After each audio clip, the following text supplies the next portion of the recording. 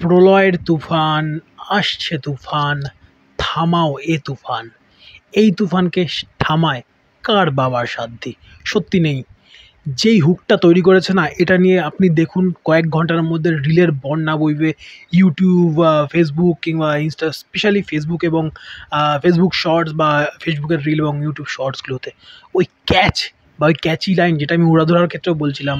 বাকি গানটা আমার ঠিকঠাক লাগলেও ওই হুক লাইনটুকু যতবার আসছিল উড়াধরা গান আমি বলছিলাম, সেই জায়গাটাতে একদম মনে হচ্ছিল উঠে নাচ করি, ওই ফিলটা প্রোভাইড করেছিল। এখানেও ঠিক সেরকমই। গানটা যখন শুরু হয় প্রথম 30টা সেকেন্ড আমার মনে হয় যে হ্যাঁ, গানটা ঠিকঠাক, এবং যে ভয়েসটা যার ওখানে ইনপুট হয়েছে বা যার গলায় আমরা গানটা শুনতে পাই, সেই সিঙ্গার আরিফ রহমান জয়, তার ভয়েস যেন গানটাকে, তার লিরিক্সটা যদি থেকে থাকে 6 বা 7-এ, সেটাকে 8 বা 9 একদম উঠিয়ে নিয়ে যাচ্ছে তার গলার ওই একটা অদ্ভুত রকমের একটা তার পাওয়ারের মাধ্যমে। বাট তারপরে যখন হুকটা শুরু হয়, যেই পার্টটাতে আমি শুরু করলাম, ওই হুকটা থেকে গানটা থেকে জাস্ট পিছনে ফেরার কোনো গল্প নেই। গানটা যত সময় গিয়েছে, গানটা তো শেষের দিকে গেছে, গানটা তত যেন আরও, মানে তার আশাটাকে আরও বেশি বাড়াতে দেখেছে। একবার ভাবুন, যখন হলে গানটা চলবে, যখন একদম ধরুন একটা মোমেন্ট যেখানে কোনো ডায়লগ নেই, কিছু নেই, জাস্ট মারছে, উড়াধরা মার যাকে বলে, সেরকম মোমেন্টে যখন গানটা চলবে পিছনে প্রলয়ের তুফান, থামাও এ তুফান, আসছে এ তুফান, সেই সময় কি সিটি পড়তে চলেছে বাংলাদেশের হলগুলোতে জাস্ট চিন্তা করুন। সিনেমাটা আসতে চলেছে, আপনারা এতক্ষণে নিঃসন্দেহে ওয়াকিবহাল হয়ে গিয়েছেন যে 14 তারিখ, সরি 16 তারিখ আই থিঙ্ক ঈদ পড়তে চলেছে। সেই ঈদের দিনকে ছবিটা বাংলাদেশে রিলিজ পাবে এবং ইন্ডিয়াতে বা ইন্টারন্যাশনালি যাই বলি 28শে জুন বা একদম মাসের শেষ সপ্তাহে ছবিটা আসতে চলেছে ভারত এবং আরও সংলগ্ন যেসব কান্ট্রিগুলোতে তারা রিলিজ করবে সেসব জায়গাগুলোতে। পরিচয় পর্বটা সেরে নিই, তারপর আরেকটা নয় গানটা নিয়ে ডিটেলে কথা বলছি। নমস্কার, আমি শুভ্রজিৎ এবং আপনাদের সকলকে আরও একবার স্বাগত আমার চ্যানেল ফিল্মি চতুষ্কোণে। তুফানের দ্বিতীয় গান, এই টাইটেল ট্র্যাক, এটার জন্য হয়তো বাংলাদেশের মানুষ হয়তো একদম অধীর আগ্রহে অপেক্ষা করে বসেন। অ্যাকচুয়ালি যখন টিজার বা ট্রেলার ছিল, যখন আমরা শুনেছিলাম এই হুকটা, তখন থেকেই ভাবছিলাম যে এই গানটাই প্রথমে আসুক। বাট তারা উড়াধুরা দিয়ে শুরু করলেন এবং আই থিঙ্ক সবার কা ফল মিঠা হতা হয়, और इधर অ্যাকচুয়ালি মিঠা হুয়া है সবার কা ফল। লেটস সি কেমন কী হয়।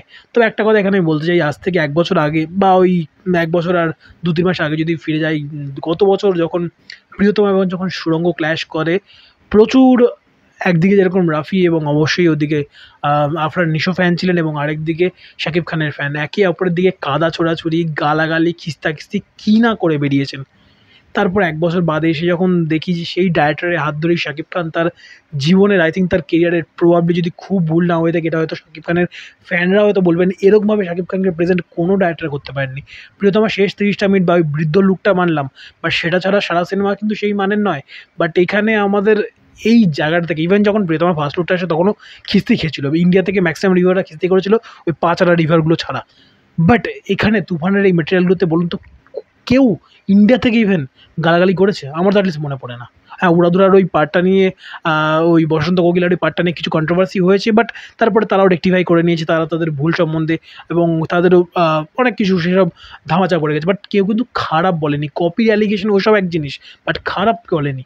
বাট প্রিয়তমা কিন্তু গাল খেয়েছিল। বাট এখানে মানুষজন এক্সপেকটেশন, একবার ভাবুন, কলকাতার লোকজন বলছে যে কেন 2 সপ্তাহ ওয়েট করতে হবে? নাকি আবার সুড়ঙ্গের মতো কোনো ঘটনা ঘটে যাবে, ঠিক যেরকম হয়েছিল, পাইরেসি বা পাইরেটেড কপি চলে এসেছিল। এবং দায় ভারত কি বাংলাদেশ, কোথাকার দর্শক বা কোথাকার মানুষেরা আমি জানি না, বাট ছবিটার আল্টিমেটলি ক্ষতিই হয়েছিল। তবে এক্ষেত্রে আমি বলব যে যারা বাংলাদেশের দর্শকরা দেখবেন তারা চেষ্টা করবেন। আমি প্রিয়তমার এই ক্লাইম্যাক্সটা ফেসবুকে দেখতে পেয়ে গেছিলাম ছবিটা ইন্ডিয়াতে রিলিজ করবার আগে বা ছবিটা ওটিটিতে আসবার আগে। মানে this is just not done. পাঠানের ক্ষেত্রেও সেম জিনিসটাই হয়েছিল। আমি চাইবো এবং অবশ্যই বলবো, যেন আপনারা যারা বাংলাদেশের দর্শকরা দেখবেন, আমি তাদেরকে বলবো আপনারা আপনাদের রিভিউ শেয়ার করুন, বাট প্লিজ স্পয়লার দেবেন না বা কোনো ক্লিপ তুলে এনে দেবেন না। অলরেডি গান, ট্রেলার, টিজার সব কিছু অ্যাভেলেবেল রয়ে গিয়েছে দর্শকদের জন্য। তারপর অ্যাটলিস্ট নিজে দেখবেন, নিজের আনন্দটুকু ভাগ করে নিন, বাট স্পয়লার বা স্টোরিটাকে অ্যাটলিস্ট ভাগ করতে যাবেন না। আমরাও দেখতে চাই ইন্ডিয়ার বা কলকাতার দর্শকরা, এবং যারা রাইহান রাফি ফ্যান হয়ে থাকি বা শাকিব খানের ফ্যান হয়ে থাকি, দিনের শেষে আমরা সেই ক্র্যাফটার ফ্যান।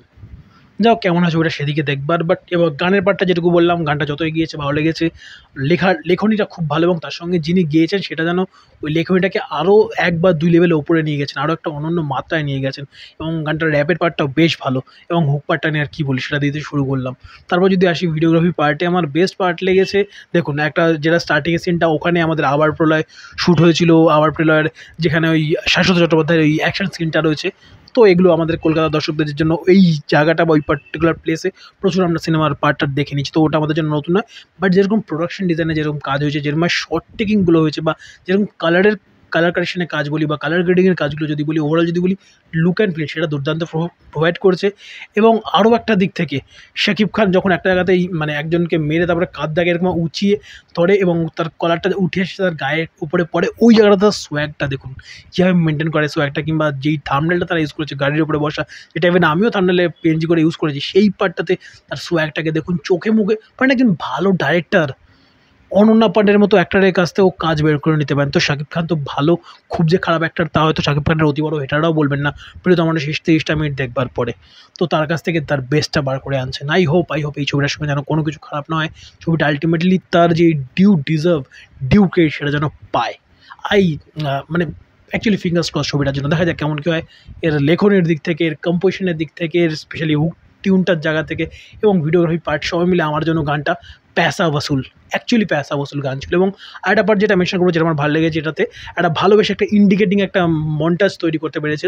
যে মন্টাজটা কীরকম, ব্যাটেলশিপ পোটেমিন কতজন দেখেছেন জানি না আমার অডিয়েন্সের মধ্যে, বাট সেখানে একটা সিন ছিল ওই সময়ের অনেক, মানে পরবর্তীকালে বলিউডে অনেক ওরকম ইউজ করেছে, যে দুখানা পাক, মানে একটা মানুষ, একটা ছেলে একটা মেয়ে চুমু খেতে যাচ্ছে, ঠিক ওই সময় সে তাদের ঠোঁটটা জাস্ট কাছাকাছি এলো, ঠিক সেই সময় কাট করে একটা শটে নিয়ে যাওয়া, সেখানে নিয়ে গিয়ে তারা কী করে যে দুখানা পাখির ঠোঁট এক জায়গাতে এসে যাওয়া, কিংবা দুটো ফুল এক জায়গাতে লেগে যাওয়া। তো এখানেও একটা এরকম শর্ট ইউজ হয়েছে। আমি বলছি না যে এটা কোনোভাবেই সিনেমার সঙ্গে থাকবে, লিরিক্যালটা যেহেতু টোটালি সাউথের ওই একটা টোনে তারা ইউজ করবার চেষ্টা করেছে। সাউথ যেভাবে প্রেজেন্টেশন করে এখনকার দিনে গানগুলো, পুষ্পা বলে নিন বা লোকেশ কানাগরাজের সিনেমাগুলো বলে নিন, বা ম্যাক্সিমাম তাদের টোনটা ওরকমই থেকে থাকে, লাস্ট কাপল অফ ইয়ার্স ধরে তারা সেটাই করে আসে।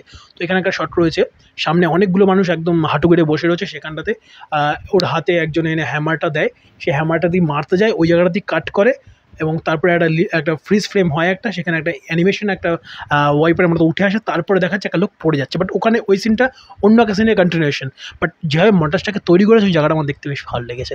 ওভারঅল যদি বলি, I am super super super duper excited for this film Toofan. দেখা যাক কলকাতার বক্স অফিসেও কতটা ভালো করতে পারে, সেদিকে চোখ থাকবে সকলেরই। বাট তারপরেও সর্বোপরি ছবিটা কতটা ভালো কি খারাপ সেটার দিকে চোখ থাকবে প্রত্যেকটা মানুষের, অ্যাটলিস্ট ভালো ছবির ফ্যানদের।